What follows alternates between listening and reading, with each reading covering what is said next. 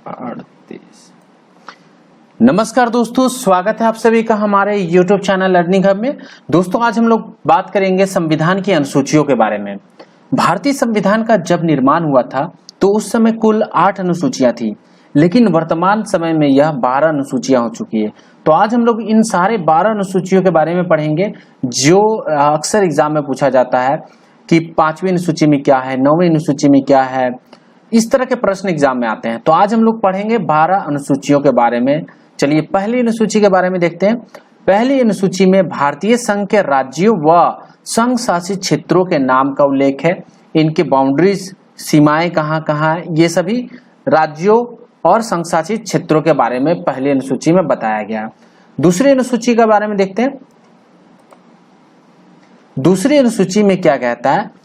भारत के राष्ट्रपति, राज्यों के राज्यपाल, लोकसभा के अध्यक्ष एवं उपाध्यक्ष, राज्यसभा के सभापति एवं उपसभापति, विधानसभाओं के अध्यक्ष एवं उपाध्यक्ष, विधान परिषद के सभापति, उपसभापति, सर्वोच्च न्यायालय एवं उच्च न्यायालय के न्यायाधीशों के बारे में एवं नियंत्रक व महालेखाकार परीक्षक के वेतन, भत्ते और पेंशन का उल्लेख किया गया द्वितीय अनुसूची में।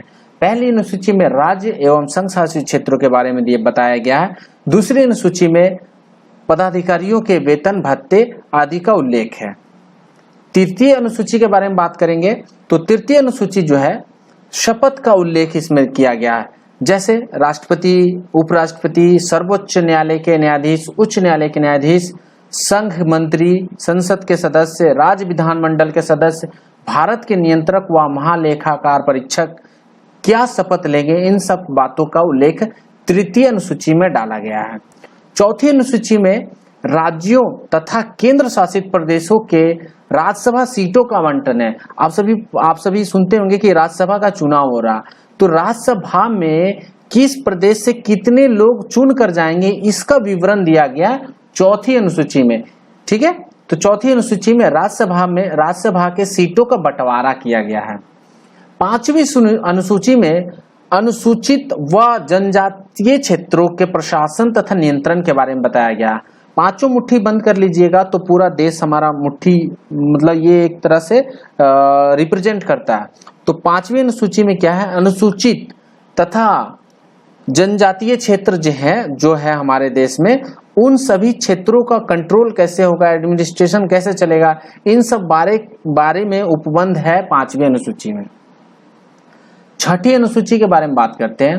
असम, मेघालय, त्रिपुरा एवं मिजोरम, ये 4 राज्य हैं जिनके, इन चारों राज्यों के जो जनजातीय क्षेत्र हैं उनके प्रशासन के बारे में बताया गया प्रावधान है।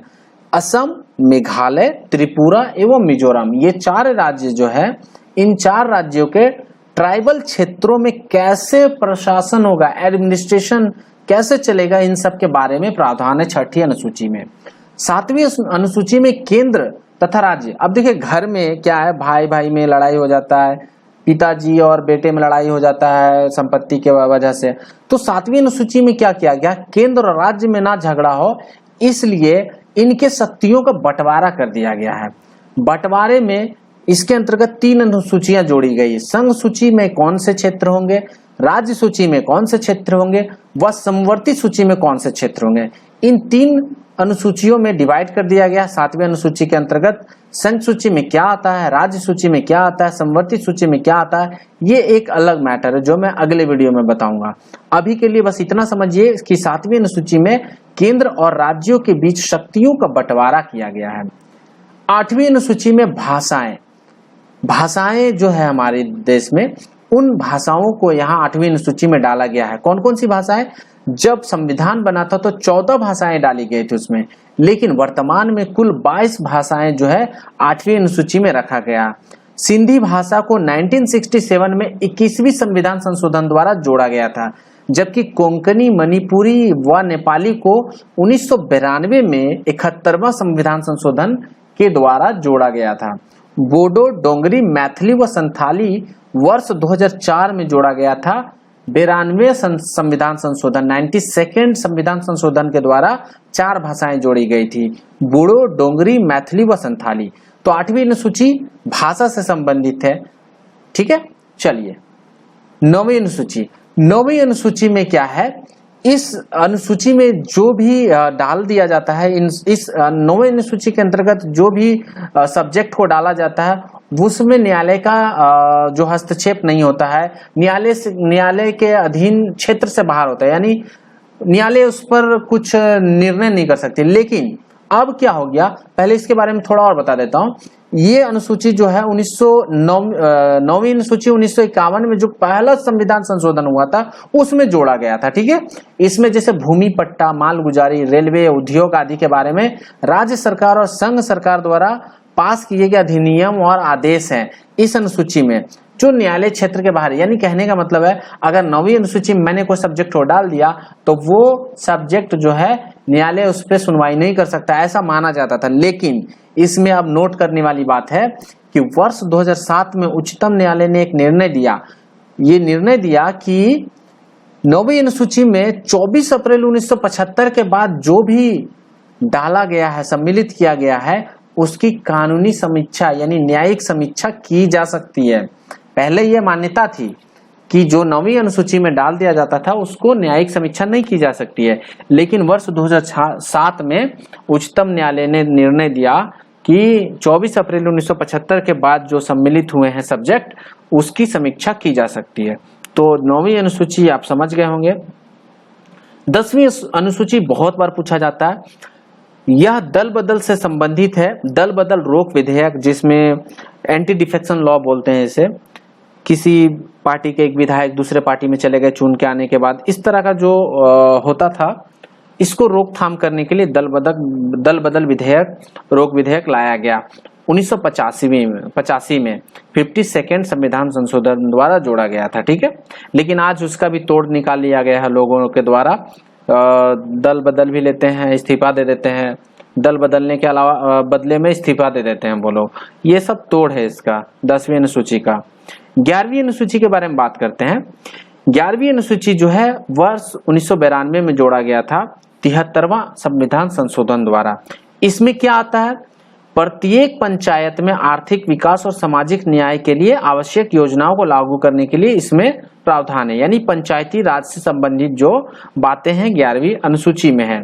पंचायती राज से संबंधित जो कार्यकारी क्षेत्र के बारे में उल्लेख किया गया 11वीं अनुसूची में। 12वीं अनुसूची में नगर पालिकाओं की शक्तियों, प्राधिकार व जिम्मेदारियों के बारे में उल्लेख किया गया। 12वीं अनुसूची को 74वां संविधान संशोधन के द्वारा जोड़ा गया 1992 वर्ष 1992 में। तो ये 12 अनुसूची है। एक बार यहाँ पे आप पूरा डिटेल्स में देख सकते हैं। पहली अनुसूची में राज्यों और संघ शासित क्षेत्रों के बारे में बताया गया। द्वितीय अनुसूची में वेतन, भत्ते और पेंशन का उल्लेख है। तृतीय अनुसूची में शपथ के बारे में दिया गया है, पदाधिकारियों के शपथ कैसे लिए जाएंगे। चौथी अनुसूची में संघ, राज्य और संघ के राज्यसभा में जो सीटें होती हैं उसका प्रतिनिधित्व कितना होगा, इसके बारे में बताया गया। 5वीं अनुसूची में अनुसूचित क्षेत्रों और अनुसूचित जनजाति के प्रशासन और नियंत्रण के बारे में उल्लेख है। 6ठी अनुसूची में असम, मेघालय, त्रिपुरा, मिजोरम राज्यों के जनजातीय क्षेत्रों के प्रशासन के बारे में बताया गया। जबकि 7वीं अनुसूची में केंद्र और राज्य सरकार के शक्तियों का बंटवारा है। 8वीं अनुसूची में भाषाओं का उल्लेख है। 9वीं अनुसूची में बताया मैंने कि जो न्यायालय समीक्षा ना कर सके वैसे उन सारे सब्जेक्ट को डाल दिया जाता है 9वीं अनुसूची में, लेकिन इसका मैंने अपवाद भी बता दिया। 10वीं अनुसूची में दल बदल रोकथाम से संबंधित प्रावधान है। 11वीं अनुसूची में पंचायती राज से संबंधित और 12वीं अनुसूची में नगर पालिका से संबंधित प्रावधान है। तो ये टोटल 12 अनुसूचियां थी जो मैंने बताया। अब अगली वीडियो में मैं बताने वाला हूं आपको इन सारे अनुसूचियों से जुड़े हुए प्रश्न जो आते हैं, उन सारे प्रश्नों को मैं आपको बताऊंगा। तो नेक्स्ट वीडियो के लिए हमारे चैनल को लाइक, शेयर एंड सब्सक्राइब कर लीजिए, जिससे कि जैसे ही मैं वीडियो डालूं आपको नोटिफिकेशन के थ्रू आपको इंटीमेशन मिल जाए।